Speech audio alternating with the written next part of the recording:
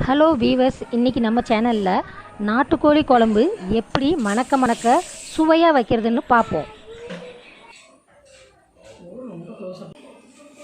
1 kilo weight உள்ள நாட்டுக்கோழியை சுத்தமாக கழுவி மஞ்சத்தூள் போட்டு கழுவி எடுத்து வச்சுருக்கேன். நாட்டுக்கோழிக்கு நல்லெண்ணெய் ரொம்ப நல்லது. அதனால் நாட்டுக்கோழிக்கு நல்லெண்ணெய் தான் ஊற்றி சமைக்கணும். ஏன்னா சிக்கன் நாட்டுக்கோழி சிக்கன் ஹீட்டு, அதை கம்மி பண்ணுறதுக்காக தான் இது போடுறோம். நம்ம எண்ணெய் ஊற்றி வாசனைக்காக கொஞ்சமாக பட்டை, கொஞ்சம் சோம்பு, கொஞ்சம் ஜீரகம், ஒரு கால் ஸ்பூன் அளவுக்கு போட்டுட்டு இப்போது இந்த சிக்கனை தூக்கி இதில் போட்டுடணும்.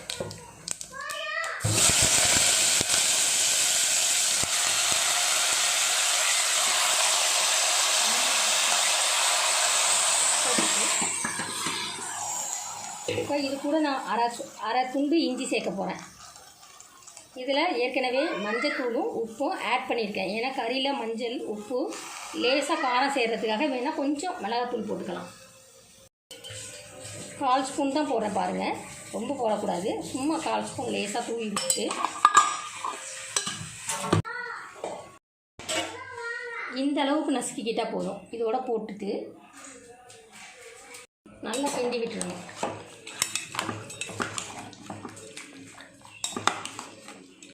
விசில் போட்டுட்டேன். ஒரு 4 விசில் வந்தால் போதும், நீங்கள் எடுத்துடலாம். ஏன்னா ஒரு துண்டு இஞ்சியை கட் பண்ணி வச்சுருக்கேன். 50 கிராம் பூண்டு தோல் நீக்கி கழுவி வச்சுருக்கேன். 1 டீஸ்பூன் மிளகு, 1 டீஸ்பூன் ஜீரகம், இது எல்லாத்தையும் சேர்த்து மிக்சியில் போட்டு இப்போ நான் பேஸ்ட் பண்ண போகிறேன்.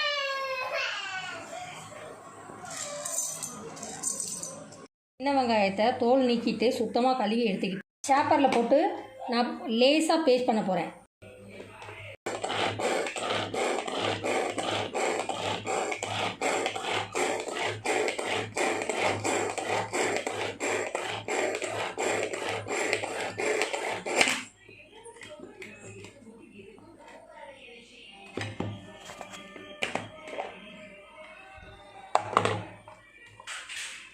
இது பாருங்கள், இந்த மாதிரி வந்துடும்.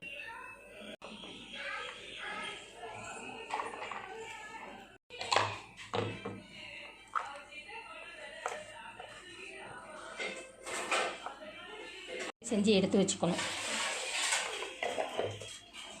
இதை இப்போ நான் நைஸாக பொடி பொடியாக கட் பண்ண போகிறேன்.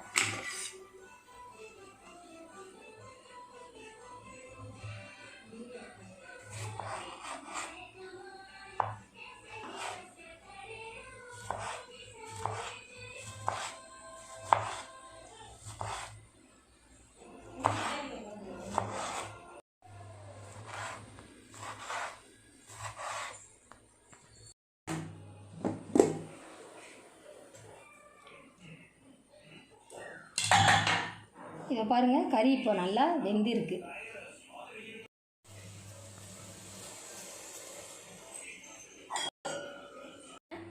இப்போ இதில் நல்லெண்ணெய் 3 ஸ்பூன் அளவுக்கு எடுத்திருக்கேன். எடுத்துகிட்டு இப்போ நான் அதில் 3 ஸ்பூன் இருக்கும். இது இப்போ காஞ்சிடுச்சு நல்லா. அதில்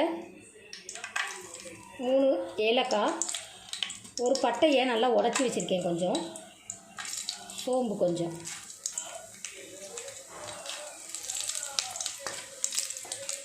சிம் பண்ணிக்கணும்.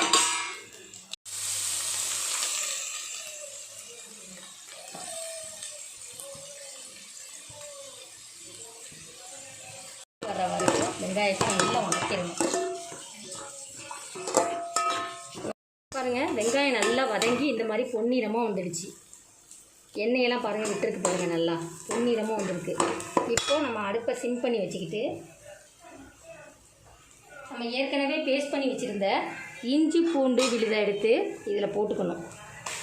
போட்டுக்கிட்டு நல்லா பச்சை ஸ்மெல் போக நல்லா கிளறி விட்டுக்கிட்டே இருக்கணும்.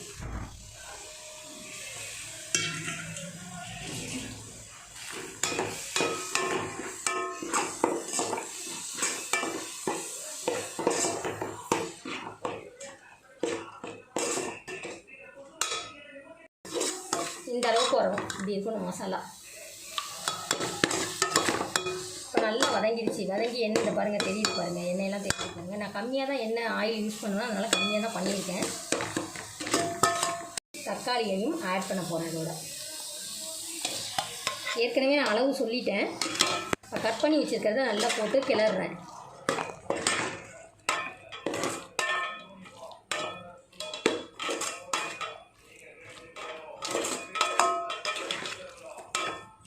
அளவுக்கு நல்லா வதங்கிடுச்சு. இப்போது இதில் மஞ்சள் பொடி 1 டீஸ்பூன் போட போகிறேன். மஞ்சள் தூள் 1 டீஸ்பூன், மிளகாய் பொடி, இது சின்ன ஸ்பூனுங்கிறதுனால நான் 3 ஸ்பூன் போட்டிருக்கேன். மல்லிப்பொடி பார்த்திங்கன்னா நான் 1 டீஸ்பூன் தான் யூஸ் பண்ண போகிறேன். இப்போ இதை நல்லா கிளறி விடணும்.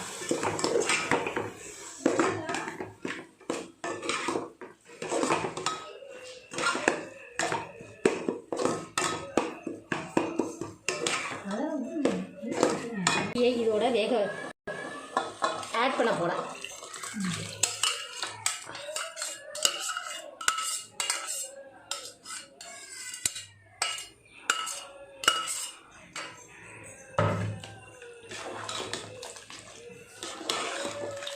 பாருங்கள் எப்படி இருக்குன்னு பாருங்கள்.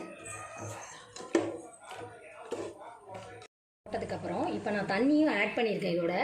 இப்போது இந்த தண்ணிக்கு தகுந்த அளவுக்கு நம்ம உப்பு போடுறதுனால உப்பு போடலை, நான் இப்போ தான் போட போகிறேன். ஏற்கனவே கறியோட ஓரளவுக்கு உப்பு போட்டு வேக வச்சுருக்கேன், கறியில் சாறுற மாதிரி. இப்போது தேவையான அளவு உப்பு போட போகிறேன்.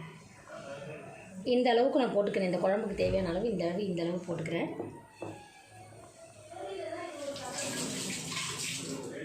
போட்டுட்டு நல்லா கிண்டி விடணும்.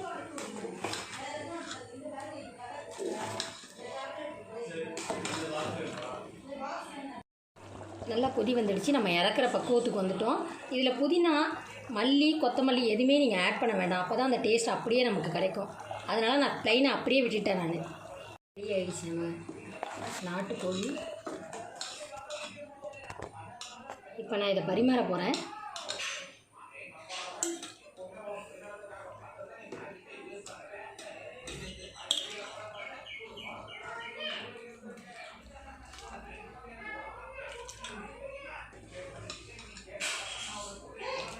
இது போல் கொஞ்சம் தண்ணியாக இருந்தால் தான் அந்த நாட்டுக்கோழி குழம்பே டேஸ்ட்டாக இருக்கும்.